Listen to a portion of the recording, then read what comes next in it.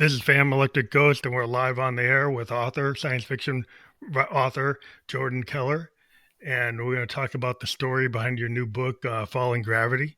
Yep, it's Failing Gravity, and Oh, thank you for having me. failing gravity. I know my eyes are bad. Oh, it's okay.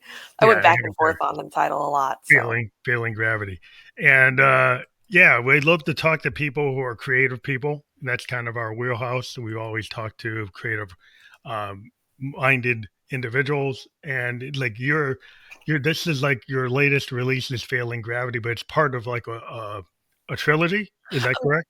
nope, so this is a standalone Oh, novel. it's a standalone. Yep, Oh, I it's just separate. finished up a Oh, trilogy about superheroes. oh, so this is outside of that. So I was Mhm, confused. But that's interesting. So you've done a trilogy about superheroes, which are kind of out in the world. Everybody knows like the mhm. DC Marvel universe that's now gone into the film world and the TV world. But we'll get into that. What made you want to be an author in this area of like science fiction and comic book kind of fiction? Yeah, so I've always loved stories. I've always loved writing, and I gravitated towards writing superheroes back in like 2018, 2019, just because that was the kind of media that I was consuming a bunch. I was heavily into DC Comics, rewatching all the old Batman movies, of course, all the Marvel movies out, watching The Boys and Invincible, and reading the comics and stuff. So I was just consuming all this media, and I found that, in my opinion, there was a lack of super cool girl heroes, and so I started writing a female superhero named Abigail. Her hero name is Avalon. And I just kept writing her and all these. She actually started as a Dungeons and Dragon character of mine. And I put this barbarian into a superhero world. And that's what started the whole Ashes Over Avalon series. And so I just wanted to write a really cool girl superhero and what it meant to be a hero and all the obstacles she had to overcome to prove that she belonged in this space just as much as any other hero did. That's interesting because you go back in like DC and I had Wonder Woman. Hmm. And she was actually written by, like, I believe it was a psychologist or psychiatrist that actually wrote that book. It was Oh, actually if you go read the history of Wonder Woman, it was kinda strange that, yeah. like, it wasn't a traditional comic book writer that wrote it. It was somebody that had actually come from, like, the medical space of psychology or psychiatry. Hmm. You go check the history on it, but Hmm. I also was very interested in, like female writers as a kid because I think I talked before we got on air is like the Wrinkle in Time, the Time Quartet, Hmm. which is like Madeline L'Engle, and and if you go back to Frankenstein, Yep, Mary good old Shelley, Mary Shelley. yeah, it's just like so a lot of people they watch the Frankenstein movies and they forget about Mary Shelley. They think about the male director that did the movie and they forget Hmm. that it was a female writer that created it. I So mean, I'm famous for doing that too. I'll always forget the authors. I'm like, oh, I love this book, and who's it by? Like, give me a second. I'll have to run upstairs to the bookshelf and look. but I think it's important to like for people to, readers to know that science fiction isn't just Harlan Ellison, Isaac Asimov, Ben Bova isn't just Mhm, that wheelhouse. There isn't just like Gene Roddenberry and like Lucas and Spielberg. It's like it's not just in that wheelhouse. You mhm. can there's a lot of writers. At least in independent comic books, you started seeing more female writers. Absolutely, and independent sci-fi movies and sci-fi books also. The ladies are taking over. Well, I think it's interesting because there's your I'm dog. so That's sorry. okay. That's fine. But yeah, it's interesting to me. Like I got drawn to like female singer songwriters in the last 20 years because I thought they were more interesting than a lot of what the men were doing. Was kind of repetitive, Yeah. and I wanted to see like what's coming from like like Liz Fair. Like she came along and these other women writers. And you had Joni Mitchell back in the day, but you have a Mhm, lot of like Riot Girls like the kind of punk mhm. aesthetic that And like started to Tank show Girl. up. Yeah, it just made me. I want to hear a different voice, Mhm. and so that I'm made you. What made you want to create your character is because you didn't see enough of that in the world. Yeah, I was trouble like just seeing like finding myself in characters like, oh, like yes, there's Wonder Woman and yes, there's Hot Girl and but like where is the super cool flashy ones and the ones that are kind of struggling with what it meant for them to be a hero and because in my book trilogy, the I kind of stole a little from the boys in the sense of having like corporate owned superheroes. Because, in my Yeah, opinion, if superheroes were real and we had them in America, of course, they'd be run by corporations. Their social medias would be monitored. Their like social ranking would be important to like their standings and how much they get paid and everything. And so I just wanted to explore that through a young lady's perspective. Because, I mean, as a young lady myself, going through the corporate world of just normal corporate America, there were so many hoops, extra steps I felt like I yeah, had to take. ceilings, glass ceilings, and all kinds of stuff Yes, like thank that. you. And then it's also with like the idea of like the female superhero. A lot of times that you don't really get like a good story. Like you get like Supergirl. If you Yeah, look at the old Supergirls, and Superman actually like one time sent her away. He yeah, like just like you failed. I'm sending you to another planet. because it I'm was like, just easier to deal with her by sending her away. Yeah. yeah, it's like, what is that? And then and Wonder Woman was always getting tied up. And I'm like, what's that? What about? And then you saw that a lot. I was watching some analysis where a lot of the male writers were like, they'd have a super female superhero and she's always getting tied up. Mhm. And I Which was like, makes no why sense. you're always getting like dominated? I'm like, well, that's not cool. That's a lot of layers into that. Yeah. And I'm like, that's like, what's going on here? Like, why can't we have somebody actually tell like the idea like Marvel had was like Peter Parker with Spider-Man was like you have this teenage kid that had all these problems, didn't have money, wasn't like the Justice League, he wasn't like Batman. He Mhm. didn't have money. He's always having trouble.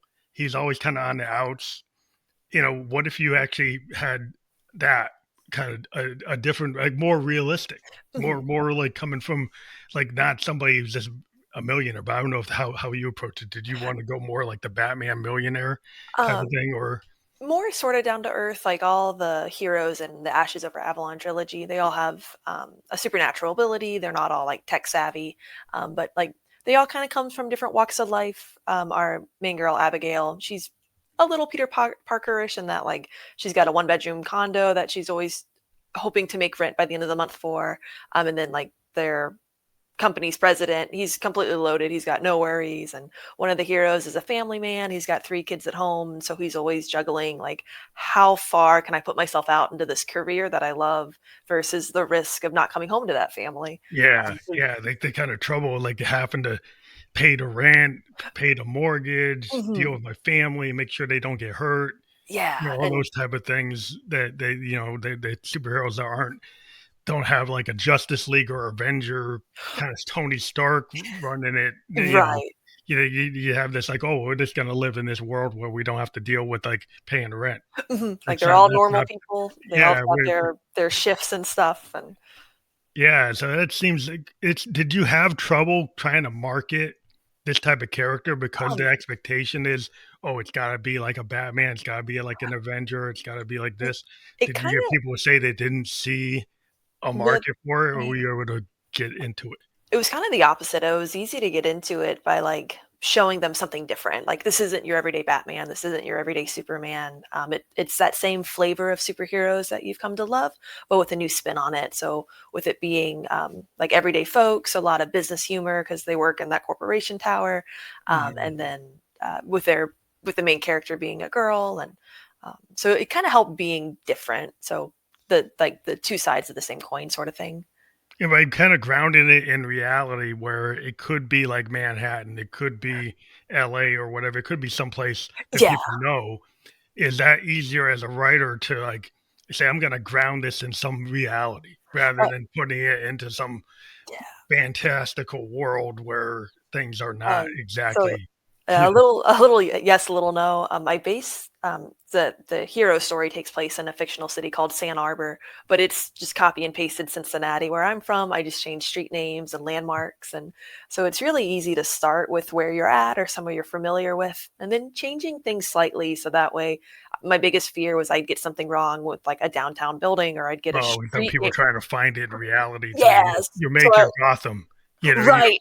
so it's not New York, it's Gotham. It's not it's kind of like New York, Mhm, but but it's not not. exactly New York, so you can get away with making things that aren't accurate. Yeah, and then, like, I needed something in the book that wasn't part of Cincinnati, so I was like, "Oh, I can just add that in because 'cause we're not really there," and so it was Yeah, a so great you get like the building slight structure. reality. It's not like some world like living on Asgard. No, very real So world house. yeah, it's like a Tolkien world with the Hobbit, you know. Yeah. Oh, I envy writers who make those kind of worlds because I get so lost in the weeds. I'll either overwrite and it gets boring, or I'll underwrite and forget all sorts of things that the world needed. Because like you're saying, you were into Dungeons and Dragons, so there could have been an opportunity to make it more like a Tolkien world, where Yeah. you decided to like maybe I'll take some fancy aspects from that world, Mhm, but then and not totally try to world build that way. exactly, because again, I just knew I would miss something, or I'd overwrite it and get boring. And in my mind, superheroes didn't really make sense in a Tolkien-esque Yeah, Dungeons 'cause and they're all Dragons. superheroes anyway. They're all powerful beings. They Exactly, already have right. it's like that's like the norm. Mhm, So if it, like the thing that's interesting, like in the comic book world, is like you have a mutant or you have a super somebody with a power, mhm, and everybody else doesn't have it. The majority of people don't have it. So right, it's like that's what makes you like different. and makes them all special and makes it really there's a lot of tension between the superpowered and the normal people, because like, how are they gonna stop these people? They're invincible. Yeah, so you get this world like in Marvel, like the mutants. There's this whole thing where mutant was kind of used to create a situation of like kind of racism, Mm, like yeah, what happens when people are different and then people hate them. And mutants were like people would get around a mutant, they'd just be scared of them, mhm. and they wouldn't know. They just have this fear, and so then people would want to regulate them and control them and jail them.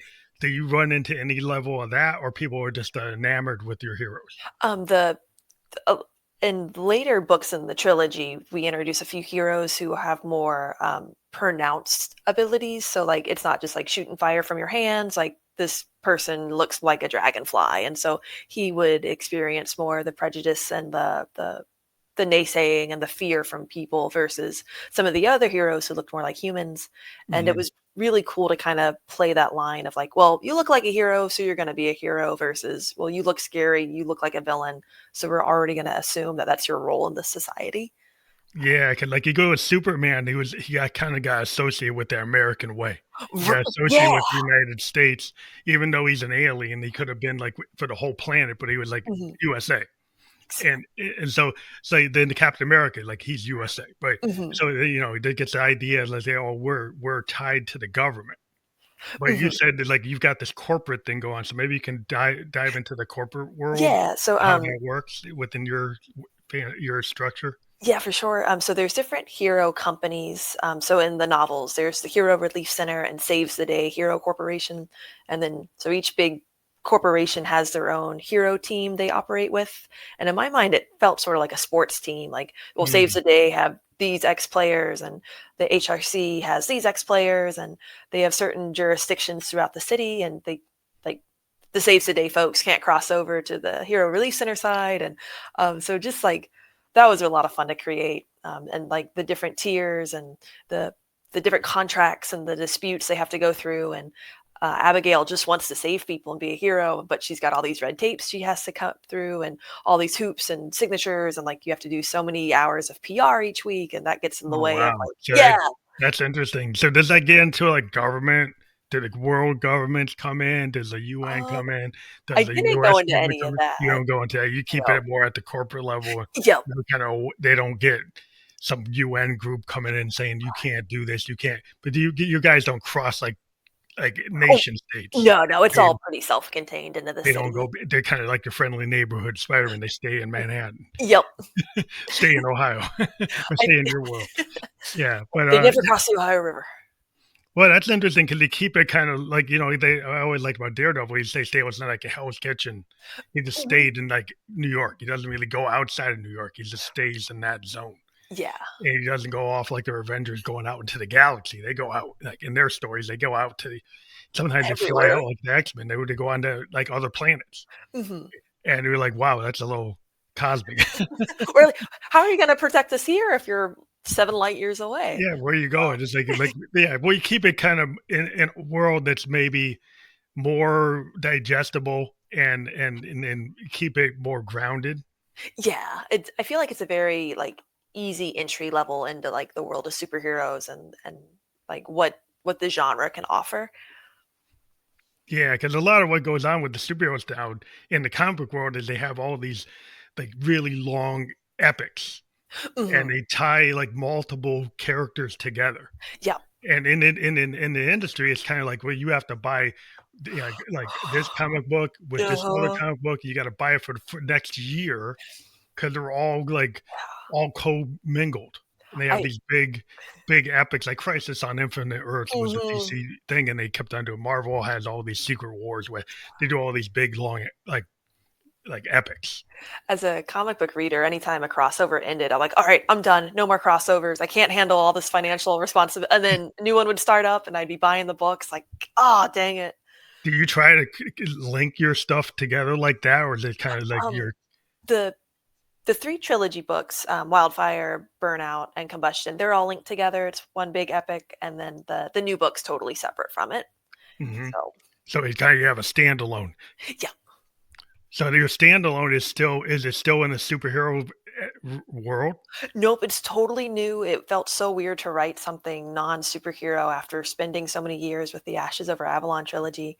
So Failing Gravity is more science fiction dystopian. It's sort of an end of the world. It's towards the future. We've got like a huge natural disaster has occurred, and different pockets of humanity is left over. And it's the story between the slums, which is the shadowy city underneath this floating city that's just above the acid cloud, so they don't get to see Yeah, all the where hardships. all the upper class people live in that cloud Yep, city, and then yep, all the common peasants live in the other world. absolutely. And so, like, the cloud city people from Icaria, they don't see all the hardship that's going on Earth, whereas the people in the slums, like, they're dealing with it day to day, and there's this huge resentment that the slummers have towards the Icarians because, like, they have all this technology and they could really help them out, but they're too selfish with it. They won't bring it down. Is there any dependency on the cloud city on the peasants, or are they totally separate from them?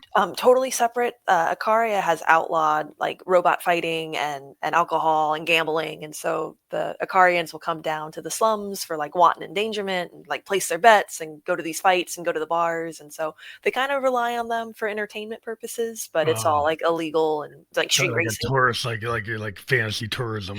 Yeah, it's like a Las Vegas sort of vibe. That's interesting because the one thing I love about science fiction, Gene Roddenberry and Rod Serling Mhm. were able to do this in the '60s and '70s. Is you could have the science fiction world and make a statement about Yeah. like something that is actually going on in the regular world, not the non-fantasy world, but you can put it in this context of like you can have a rebellion in Star Wars. You have this Mhm. rebellion. So what is that rebellion about? Right? And it's well, this the emperor is like they're ripping off the peasants. Mhm.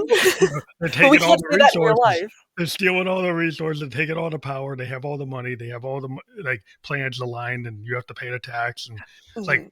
so, there's you can make social commentary Yeah. through your fiction. Do you find that you do that, or you just come up with a story that's in this world?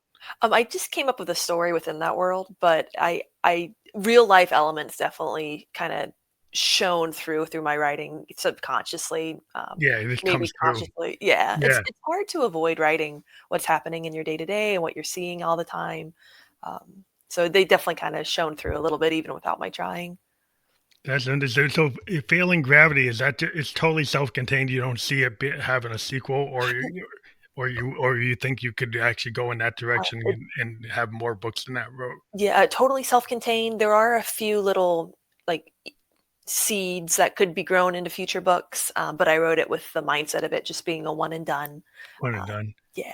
Do you still want to go back to the comic book characters, or are you still maybe looking at other things? I'm looking at other things all the time, and I always say I'm done with heroes. And then in like my notes with all my stories, like, oh, You what if still, I had still a like a hero that has ghost powers, or what if we have a hero that can only like jump in and out of shadows, or like, well, what happens if all the hero companies die out? And like, so I'm sure I'll get back to it. I've been playing around with some short story ideas, like 10 years later, where are the heroes now? But I always say I'm done, but I'm always thinking about them. So when you were doing the hero books, did you go to Comic Cons or did you go to like different like venues where the comic book like fans are, or I did you try to market it to that group? I've never been able to be at a Comic Con yet, and it's one of my biggest regrets. Every year, when the one that comes to us in Cincinnati, I'm either working or I'm out of town with something else. But I have a very awesome local comic book shop called Rock and Rooster, and so I've met a ton of people that way, marketed the books through them, met other comic readers, just joined a community and became a part of that.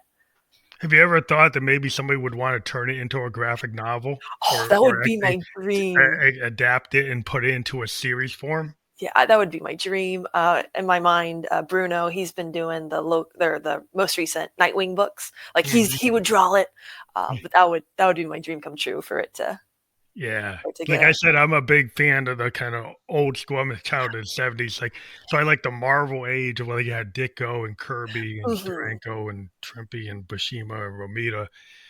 That was like the Marvel age. What the cool thing about that age was, it started with the Fantastic Four. Yeah. Was the idea that Kirby and Lee, they created this group of four people that had problems. I mean, they had a building, they were rich. I mean, they Mhm. actually, but they still had like struggles, like personal problems.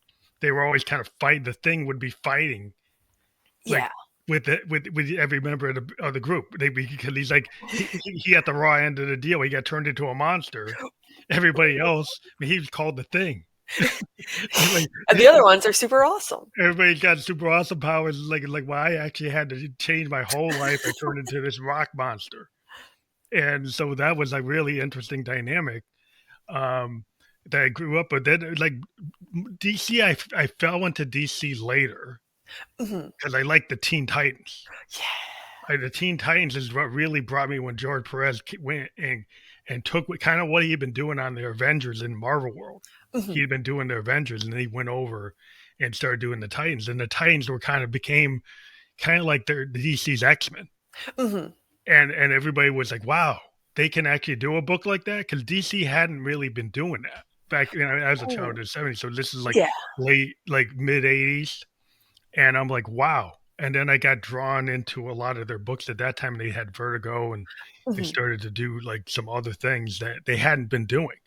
And so then I actually was like, well, I like any book that's good. So Marvel fans in the 70s, we're like all only Marvel. Mhm. We only like Marvel. We don't like anything else. And then later we got convinced to go into like the indie world. They convinced Yeah. you. Yeah, they go pick up Cerebus or pick up ElfQuest, or I look at these other books.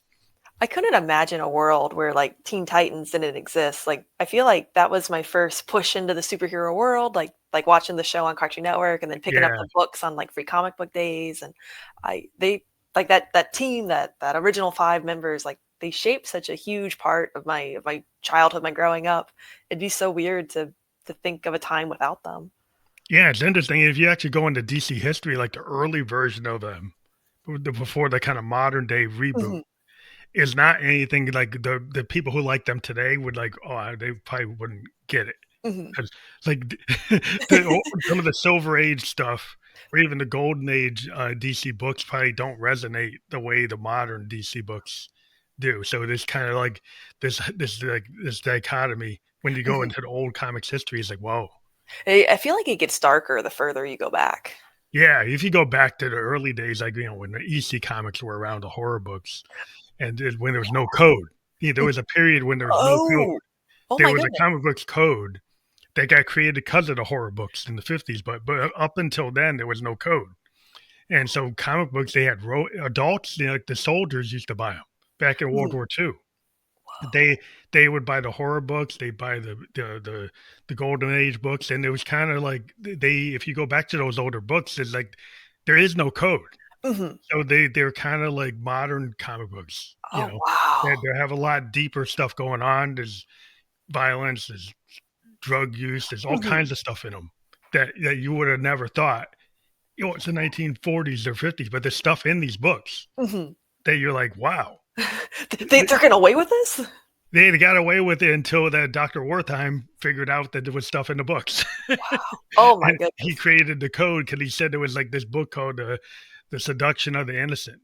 And he said the comic books were causing youth to to get into crime.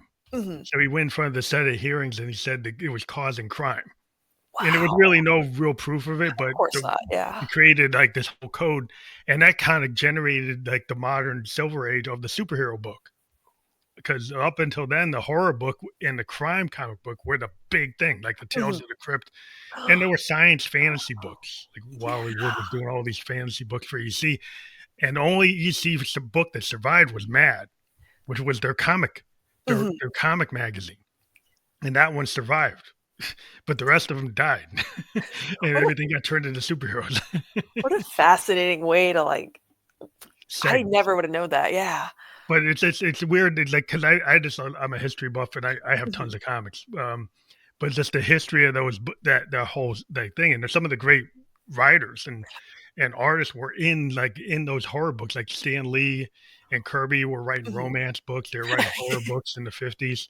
Ditko was doing horror books, and then it all, changed in the late '60s, mid '60s, like 63, Mhm. 61, and then you get Spider-Man, you get Fantastic Four, you get Hulk, and all those things.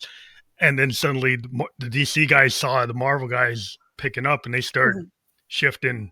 But they were more trying to get the kids. Marvel was actually trying to get college kids. Oh, wow.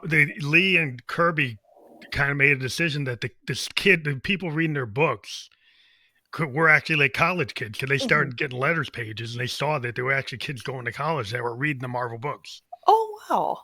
And so they started writing the stories in knowing that these aren't just junior high kids Yeah. or kids in elementary school. These are like college kids. So they wrote stories that actually, like, the reason I think the movies resonate because they're a little deeper than what you would have thought. Right, resonating more with that older Yeah. audience. So I mean, the idea, like, a lot of people like these books now, like these, the idea of comics Mhm. is in the movies. We're embedded. Everyone wants the next Superman movie, the next Batman movie, the next Avenger movie. Yeah. There's a wide audience. But in the '70s, it was kind of like the kids who like Star Trek and Doctor Who. Mhm. It was like the nerdy kids. It's like the other kids. They're like, "What are you reading No. those for?" The nerds are taking over finally. Yeah, it's like it's really interesting to me that that a lot of women at the time they would look down and like people reading comics. It was like, "What's that? No. What are you Mhm. doing that for? It's corny." So now that you're like we got this whole world where now people want to get into it, and you have independent female writers like yourself Yeah. in this area that was kind of like the nerdy era, and now it's like I'm really, happy to be a part of it. yeah. Well, I always thought it was a cool place to be, because I like Spock. I thought Spock Mhm. was a hero to me. Mhm. Yeah. But when you're writing and people you tell people what you do, what are other people around you? What do women think about like the area you're in, like Yeah, your friends? they think it's really cool. In college, a lot of my friend group were also writers, and we would write scenes from our Dungeons and Dragons games, and for Oh, so one you had a group of people that are in the same thing. Yep, yep. And so, like, for one of us to make it, like, it's just been really encouraging to, like, be here and also encourage other people who may So have you not have stay thought. in Yeah. that. That's what you tend to find is like law of attraction. Like if Yeah, you're a yeah. writer, then you tend to have writer friends, or you have Mhm, artist friends, or people who are in the arts mhm, just, like, around you that are like creators. a collective Yeah. of people, like musicians. Like we hang around, like it's safer to go to the club with five other Mm, bands. Like if you go to set up if you're in a band and you want to make it, or mhm. you link with a bunch of other bands, you go as a collective and you take over that club for a week versus you trying to go there by yourself. Yeah.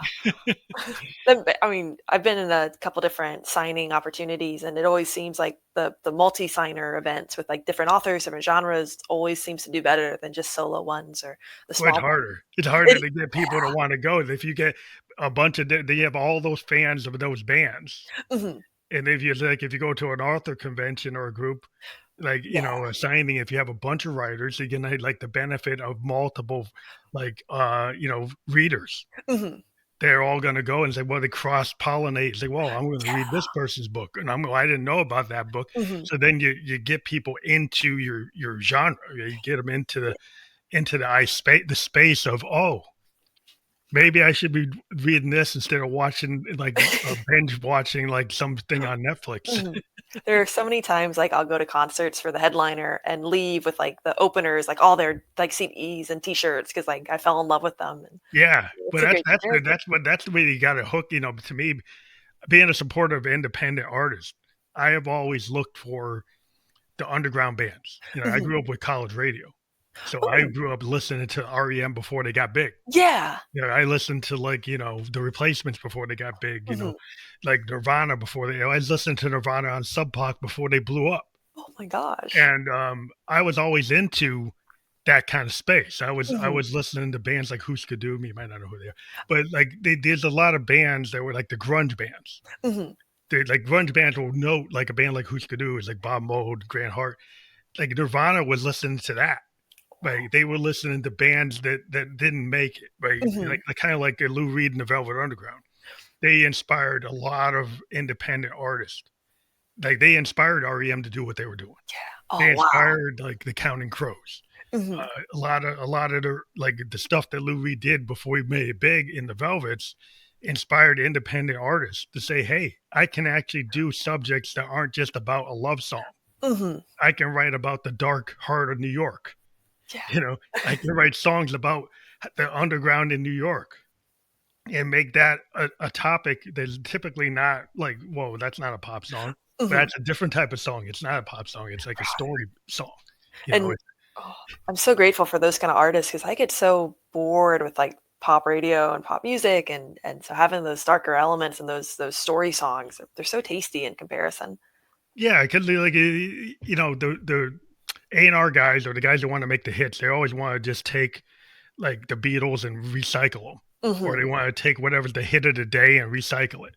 And the artists that really push it, the Zappas, the Dylans, the Hendrixes, are the people that's like, well, I don't fit in that box. Yeah, and I'm gonna I'm keep gonna doing what go, I wanna I'm gonna do. do this, and suddenly it becomes the thing. Hendrix was in the studio, and there's big stories about like feedback was not something engineers would allow on the record, Oh, and yeah. and Hendrix had to force it. He had to go on the boards and say, "Hey, this is not getting edited out.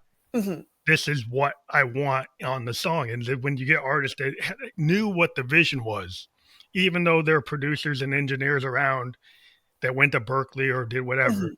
you had to like press your point. Like we're gonna this is gonna hit the record because this is Mhm. what it is.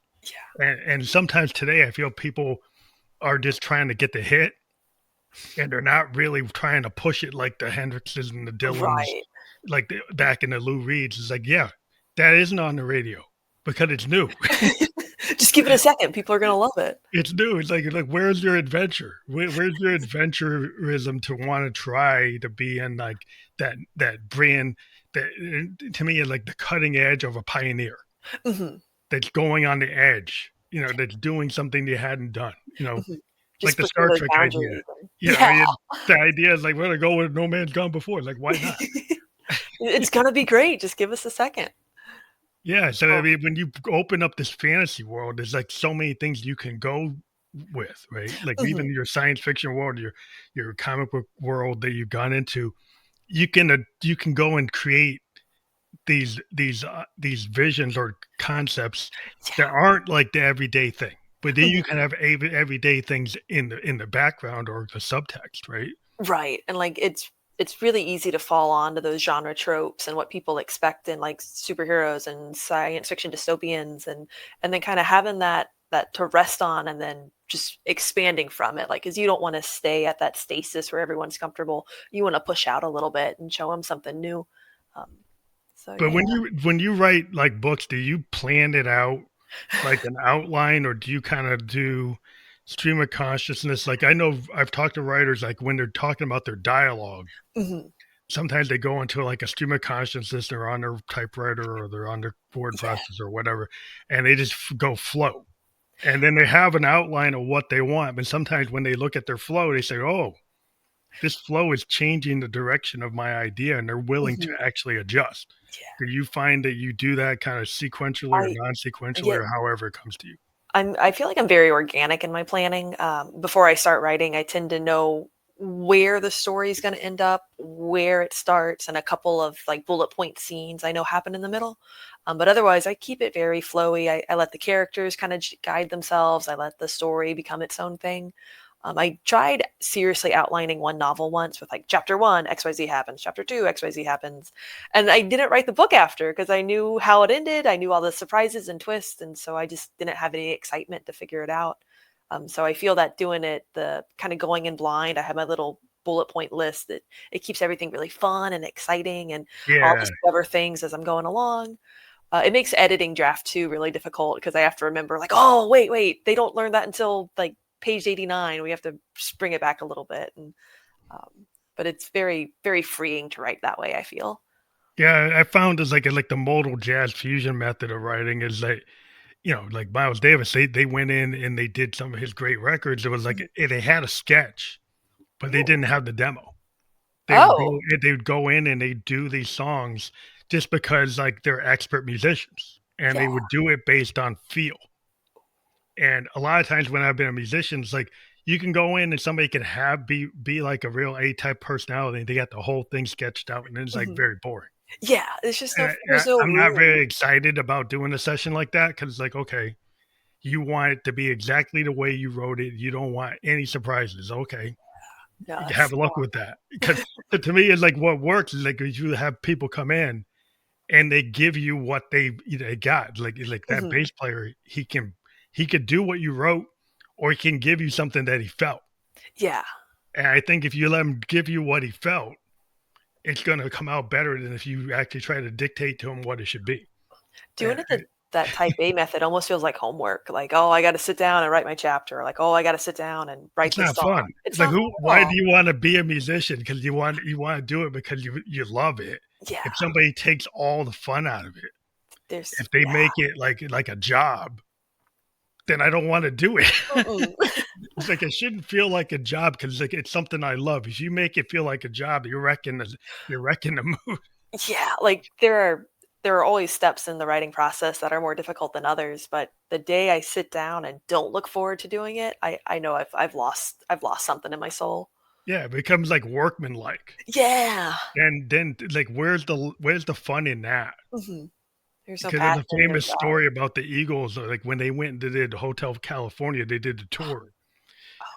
Oh. Like they Don Henley and I forget the other guy. But I forget his name.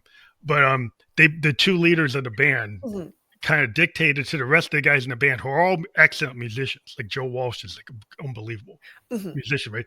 They dictated they had to play it note for note like the record, and Oh. they would fine them if they didn't. And Oh the my guys that god. ended the tour, they're like they're taking the life out of the band Yeah. because like Joe Walsh is an excellent lead guitarist. Mhm. Why would you tell him to play that solo the same way every night when he could play it differently every night and people wouldn't care? They would Like, like it. yeah. Why would you force that? And that to me is kind of like where the world is now with music. People hear these bands the same way they hear them on the record. It's like, what fun? Mhm. There How is that fun? I like when you see a band live, you want them to sound good, but like if they're gonna sound just like the album, what was the point of going? Like you want Yeah. that spontaneity and that energy and Yeah. I mean, the oh, reason you want to go see is like, I would go see, I don't know, the Allman Brothers mhm. at Great Woods and they would just go off Yeah. and they play like Blue Sky for like 15 minutes. The song doesn't go 15 minutes, but they No. turn it into 15 minutes. They would see Funkadelic and they would tear the roof off and they play for like 25 minutes. Gee, oh, And that'd be it's like so it's cool. nothing like the album, but that's why I went Mhm. because I knew they were going to do that Yeah. because that's what they do. It's like the Grateful Dead. People would go to San Francisco and see the Dead play for like 3 hours, Oh my and gosh. they would just go off, Mhm. and the people just followed them because every time they went somewhere, it was like a It was a happening. brand new show, It yeah, was like this is something. It was like that was just the whole point.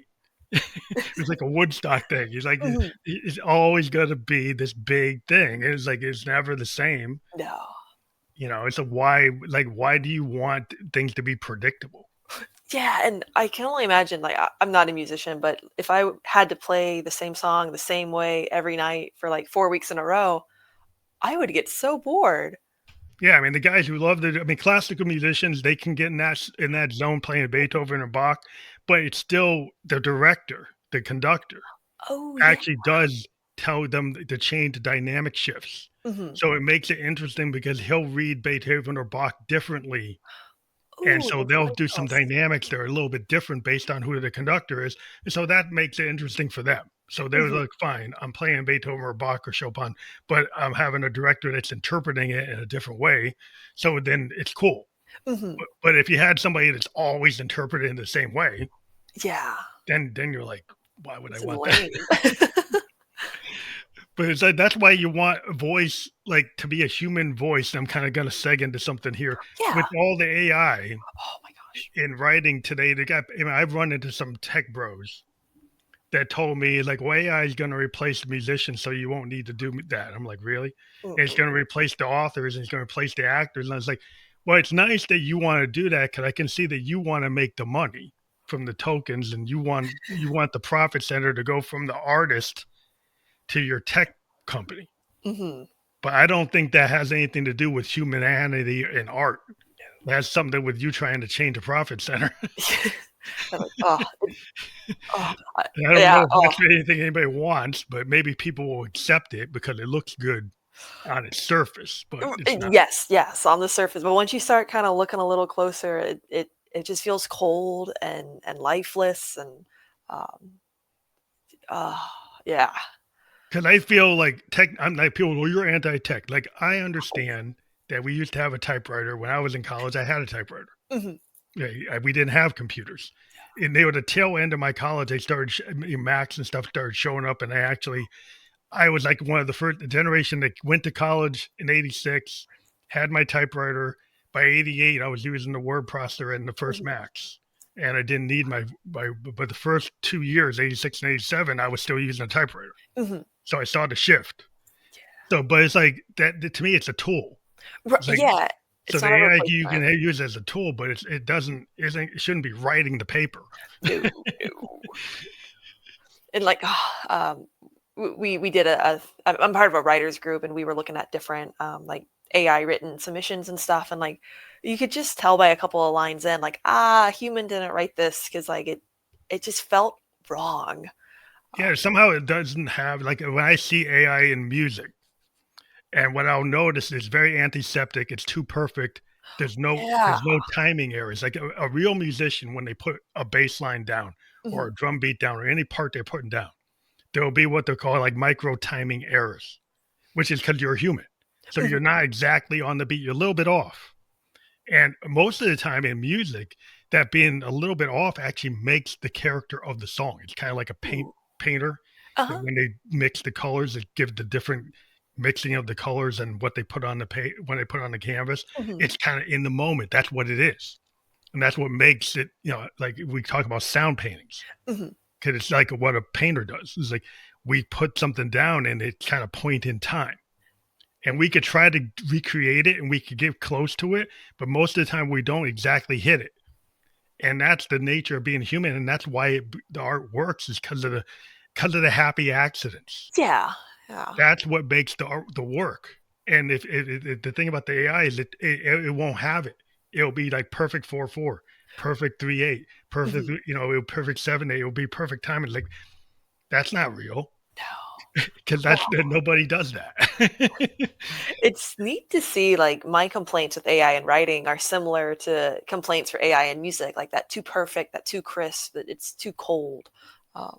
Yeah, It's it doesn't neat, have the yeah. heart. I Like mean, exactly. part of the reason sometimes like in music, people like use the mic. It wasn't the best mic, but it was the Mhm. vocal delivery was so good that they didn't go use the better mic, or they Oh, didn't use the better a different guitar. They could have used a better guitar, more expensive guitar, whatever. But that guitar for that moment worked. yeah. And you try to replace it, and it just sounds like crap.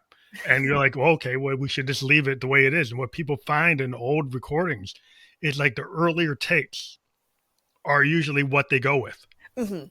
And today, Interesting. people go do like 100 takes, and they go take the 101st take, and Oh. they really should have took take number 3 Mhm, because take number 3 is really what the song is, and it might have mistakes in it. It might not be perfect, mhm. but But it that's the actually heart of it. sounds like what you should actually put out. Yeah. Oh, wow. And that's the problem. Like, if too many people are in a perfection trap because the computers today allow us to correct Yeah. out the heart of Mhm. the work, so we actually corrupt the work, we wreck the work. Oh, that's really interesting you say that because like I'll handwrite in the beginning, like for outlining and like character sketches, and those always feel so much more complete and passionate than if I would do that same exercise, right, like typing it out. And I don't know Mhm. if it's just that the machine element, sorry, my cat's about to jump. If it's that machine element or just the personalization of writing on page. Uh, Yeah, I think when you write on page, it's very intimate. Like, to me, it's like if I Intimate, yeah, yeah, it's like I can write on a computer, on a digital audio workstation, on the bars, and I can mhm, get it perfect, but I'd rather write it on my piano. yeah, I'd rather record it directly from my piano to the tape. And I'll tell you, most of the time, if I go from the piano to the tape, it sounds better than anything I do on the computer hmm because it just has that. People know that you actually played it. I mean, people they can tell. hmm They can tell it's like that is something you hand played versus something that you put into the machine. hmm And it's the same thing I think when you're on the page. When you do it, my daughter is a graphic artist, and when she actually still does like pastels or oils or any other like hand drawing with pencil, yeah. people can tell versus when she did something on the iPad. Now That's so she can do it on the iPad, she can do it on her digital stuff, her cool. Adobe, but people really like her hand drawn, hand painted stuff. I mean, Mhm. that's what gets into the gallery. Ooh, that's You like, know, it shouldn't be a surprise, but it's nice to know, like, these same elements transcend all these forms of art. Um, yeah, I think it's just important for people to realize that human beings still kind of we guide the pen. yeah, we're in control. We're the ones that really should do, and we shouldn't. Whatever the tech bros say, you understand they're coming from a certain place. Right, y They right. they have a certain reason why they want to do it, and just because they made money and they've got all this popularity doesn't mean they're right. Mhm. And so people have to go with their gut. I think people need to go with their gut because I was looking at a Disney movie that was like it seemed like it was all like yeah I don't know it was all computer generated versus like the original Snow White, which was done by graphic artist animators. Yeah, That to me is a Disney film. mhm. I look at the new one and it's just not cutting for me No, because I like Fantasia. I like the original, old school art, and maybe that's mhm. me because I'm old.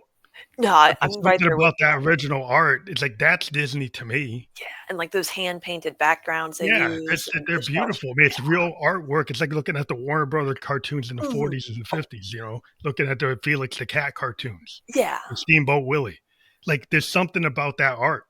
Popeye, Popeye mhm, cartoons. It's like that art is unbelievable.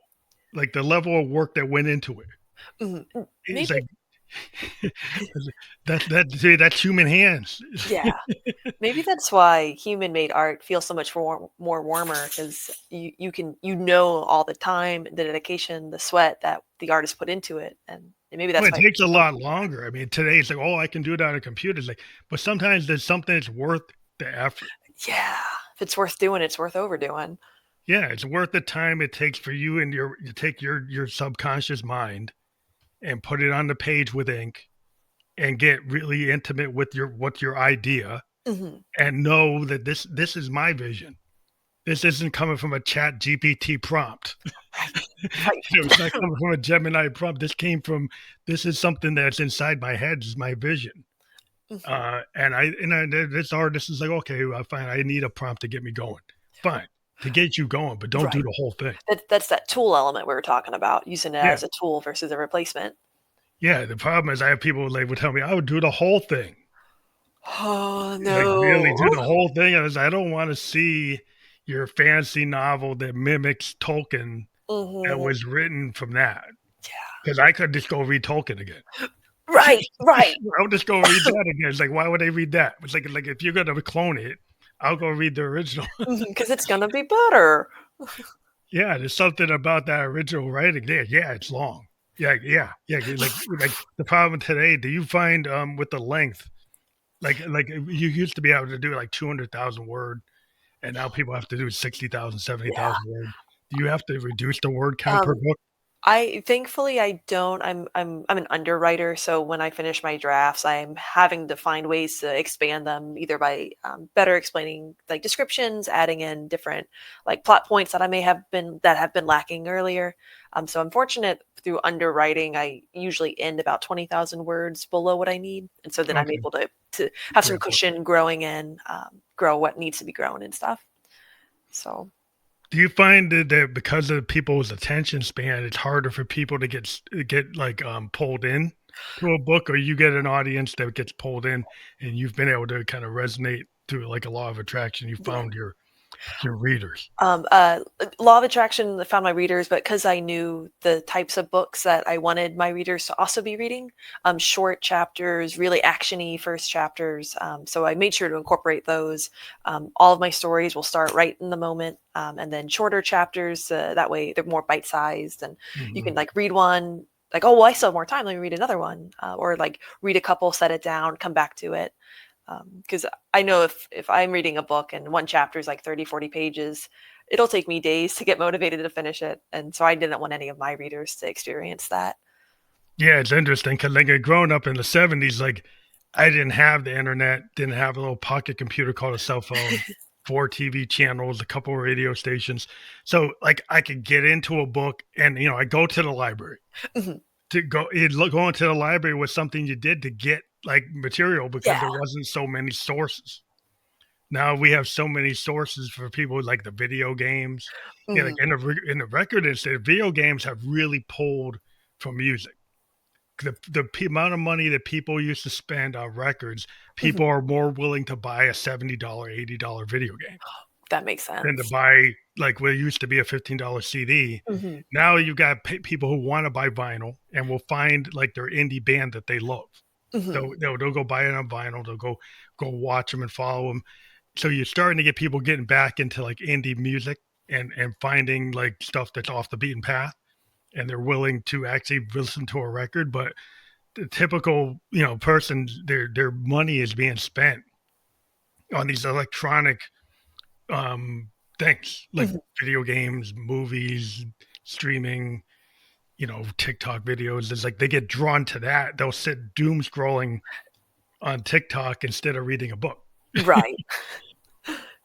I, I am. I have been known to doom scroll. I will admit it. But But do you think like the authors, or do you find that you guys are thinking of ways to get people back into reading? I think so, especially like it like you said, it's that attention span because it is so much easier just to pull your phone out of your pocket and waste 20, 30 minutes on there versus like, oh, let me go up, find my book, sit down, open it. And I'm really bad. Like if I'm reading and my phone dings, like I'll go to check the message and still stay on it without putting it down. Mhm. So Yeah, well, yeah. they kinda designed this the distraction machines. That's what they should be called. Absolutely. 'Cause they Oh. as a musician, what I find is, like, when I'm practicing with my buddies, like, everybody, like, turn off your watch, Yep. turn off your phone, because I don't wanna be in the middle of a take and then you mess up because you got pinged on your watch or you Hmm. get pinged on your phone. It's like, if we're in the session, Turn it off. disconnect, Yeah. disconnect, because like, it will mess you up, it will mess it up. Mhm. You can't like, if you're gonna be in that kinda, you gotta get in the zone. Right. When I'm It's in like we're my we're trying to do like 4-minute, 5-minute things, and if you get distracted, you get out of oh that zone. yeah, You gotta be in there. It's like an actor. It's like you don't want the actor getting a cell phone call in the middle of the breaking take. character and It's the same idea, you yeah. know. You know. Before I go to start writing heavily, I will turn off my phones. I'll make sure the animals have been fed and walked, so they're not distractions. I'll put on my favorite album and like until that album ends, I've got to be in this chair Yeah, you give writing. yourself like an atmosphere. Yep. That's interesting. I've talked to a lot of writers that do like to have music in the background, Hmm. and then I've talked to some that's like they can't have it. Like, I so have to some have of it. them can have it and it works for them fine, and other people, like, they gotta be, like, a totally like, nothing going on Mhm. in that environment, Oh, no, and I'm like, "Wow, that's weird."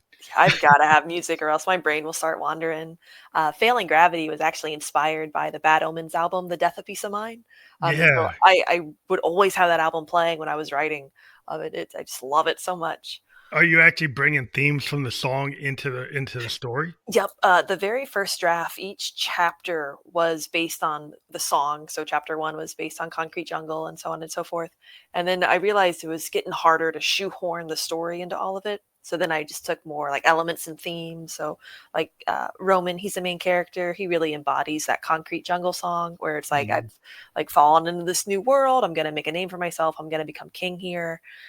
Then going on to like the just pretend side of things where it's this longing, this waiting, like I'll do whatever it takes, I'll wait for however long, but I really don't want to.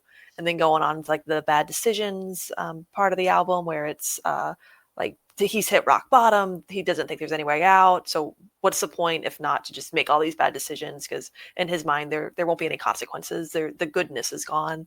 And then the very end of the album with Miracle, it's just very hopeful, like I'm gonna find the beauty in it. And so those are the four main songs I feel like really stuck through the out or my outline, my little sticky note of bullet points. That's interesting because like music is the soundtrack to a lot of people's lives, and a lot of people have used musical ideas to inspire their work. I've Mhm, actually had authors on that have told me like what was going on in the background that was really driving them mhm. to or being the kind of impetus to do what they were doing. Yeah. And it's cool when you have a clear line to Mhm. something, like, so you have this clear line to that, which is cool. Yeah. Oh, and it's really neat. Like when I go back to listen to that album, like I'll get flashes from the book and like, oh, this would be playing in the movie right now.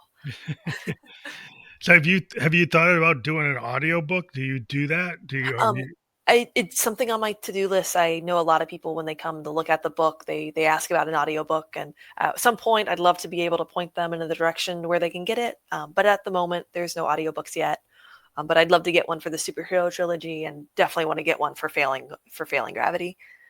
do you think you'd have like voice actors do it, or you try to do it? I personally would not do it. I'd wanna hire an audiobook narrator. I know someone who narrates, and the amount of like effort and detail and all the work that goes into recording, I know I would butcher it. I even though like I know the story, I know all the words, I would not want that responsibility and fear of messing it up. Yeah, I think it's like when you have like a nonfiction book, I think it's harder because you got a lot of characters. Mhm. I've heard is like a lot of people think if you write nonfiction, it is kind of recommended that if you're the author to try to do that voice to do the audio version because it's like your Mm. voice. Yeah. But if it's like a fantasy book or it's a fictional book, and if you got characters, it's harder for like that author to Yeah, narrate the whole thing. that makes sense.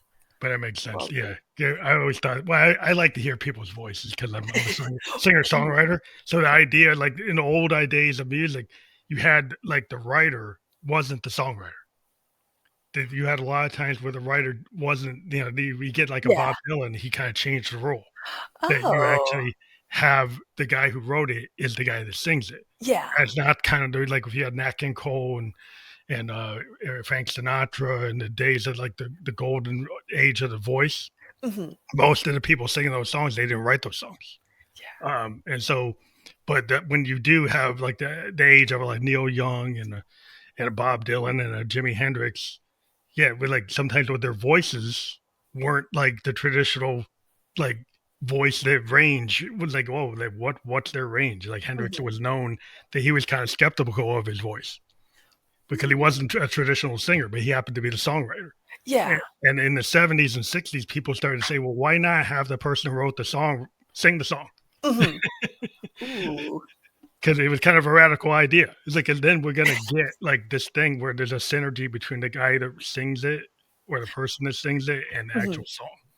Yeah, because it goes back to that heart. Like they're gonna Yeah, have it ends up being a very heartfelt thing. It's very unique because Hendrix to this day, nobody really sounds like him.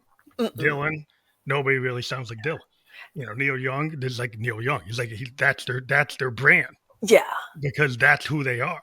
like you And hear so one that word on the radio, you know yeah, exactly it's who like it is. that's the thing is like those voices, like iconic voices, and that's what I always try to tell like young artists is like your voice is your secret sauce. Mhm. Even if you Uh, don't think it's the best, if you um, work on the belief that yeah, you have the right to, you give yourself the permission. to get Mhm. that voice, whether you're a writer or an actor or a filmer or whatever. If you have you give yourself permission that that voice should be heard, Mhm. that's your ticket. Well, in college, I worked at our college radio station as one of the news anchors, and the very first time I heard my voice on air, I'm like, I can't do this ever again. I sound awful. And so it took about 3 weeks to finally find my courage again. And so yeah, but like yeah, like it's your voice. You have it. Speak it.